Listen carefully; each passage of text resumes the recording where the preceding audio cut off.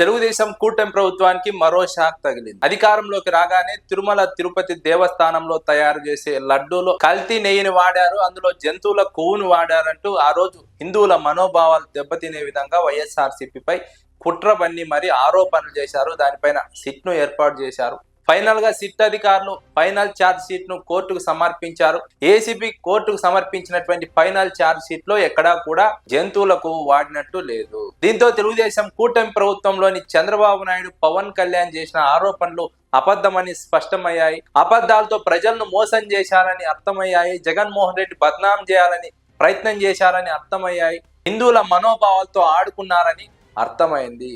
రాజకీయాల కోసం భక్తుల మనోభావాలతో ఆడుకోవడం పైన తెలుగుదేశం కూటమి ప్రభుత్వం పైన ప్రజల్లో తీవ్రమైనటువంటి అసంతృప్తి చెలరేగుతోంది. తమ రాజకీయాల కోసం ఈ విధంగా భక్తుల మనోభావాలను దెబ్బతీస్తారా అంటూ భక్తులు ఆందోళన వ్యక్తం చేస్తున్నారు, ఆగ్రహం వ్యక్తం చేస్తున్నారు. ఈ ప్రభుత్వం పైన తీవ్ర విమర్శలు చేస్తున్నారు. జగన్మోహన్ రెడ్డిపై ఆరోపణలు చేయడం అంటే ఆకాశం పైన ఉమ్మి వేయడమే అన్నట్టుగా తెలుగుదేశం కూటమి ప్రభుత్వానికి చెంపపెట్టులాగా ఈ కల్తీ లడ్డు వ్యవహారంలో సిట్ అధికారులు ఛార్జ్ షీట్ దాఖలు చేశారు.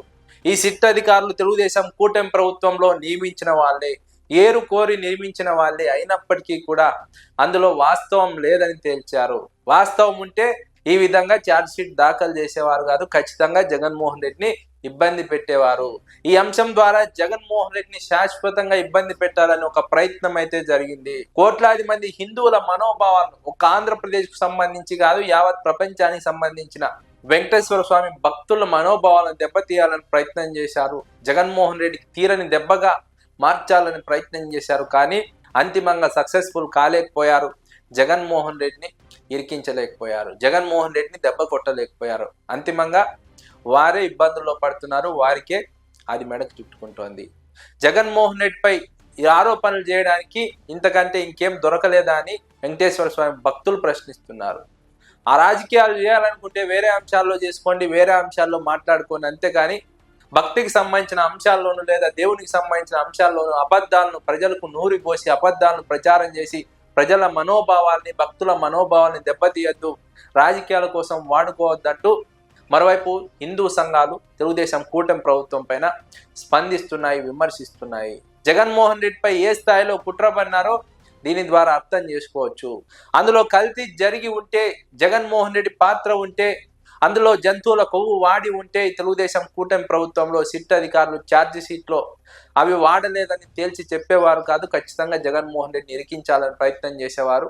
కానీ ఛార్జ్ షీట్లో ఎక్కడ జంతువుల కొవ్వు వాడలేదని స్పష్టంగా పేర్కొన్నారు. అదే సమయంలో చంద్రబాబు, పవన్ కళ్యాణ్ చేసిన ఆరోపణలు ఈ ఛార్జ్ షీట్తో కనుమరుగైపోయాయి. వైఎస్ఆర్సీపీపై తెలుగుదేశం పార్టీ, జనసేన పార్టీ చేసినటువంటి కుట్రలకు ఇదొక ఉదాహరణ, ఇదొక మచ్చుతునక. ఇలా ఎన్ని కుట్రలు చేస్తూనే ఉన్నారు అధికారంలోకి వచ్చిన తర్వాత.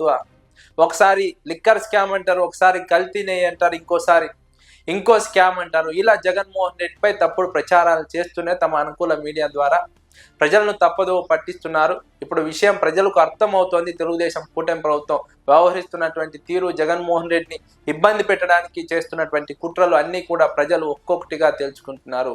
ఒక ల్యాండ్ టైటిలింగ్ యాక్ట్ మొదలుకొని, కల్తీ నెయ్యి మొదలుకొని, లిక్కర్ స్కామ్ మొదలుకొని ఏ అంశంలో కూడా జగన్మోహన్ రెడ్డిపై చేసిన ఆరోపణలు నిజమని నిరూపించలేకపోయారు. అవాస్తవమని తెలుగుదేశం కూటమి ప్రభుత్వం ఆధ్వర్యంలో ఏర్పాటు చేసినటువంటి సిట్ అధికారులే కల్తీ నెయ్యి వ్యవహారంలో తేల్చి చెప్పారు. లిక్కర్ స్కామ్ లో ఇప్పటి వరకు ఒక సాక్ష్యాన్ని, ఆధారాన్ని చూపలేకపోతున్నారు. అయినప్పటికీ ఆ కేసులో బద్నాం చేసే ప్రయత్నం ఇంకా కొనసాగుతూనే ఉంది. అదే సమయంలో ల్యాండ్ టైటిలింగ్ యాక్ట్ పైన ఆ రోజు చేసినటువంటి ప్రచారాలన్నీ తప్పుడవని, జగన్మోహన్ రెడ్డి తీసుకున్నటువంటి నిర్ణయం చారిత్రకమని ఈరోజు ఎకనామిస్టులే పోడుతున్నటువంటి పరిస్థితి, ప్రశంసిస్తున్నటువంటి పరిస్థితి ఆంధ్రప్రదేశ్లో స్పష్టంగా చూడవచ్చు. తెలుగుదేశం కూటమి ప్రభుత్వానికి ఇది ఖచ్చితంగా మింగుడు పడిన అంశం, జీర్ణించుకోలేని అంశం. జగన్మోహన్ రెడ్డిని ఇబ్బంది పెట్టాలని చేసిన ప్రతి ప్రయత్నము బెడిసి కొడుతూ ఉండడం తెలుగుదేశం పార్టీకి తీవ్రంగా కలిసివేస్తున్న అంశంగా మారుతోందని విశ్లేషకులు అంచనా వేస్తున్నారు.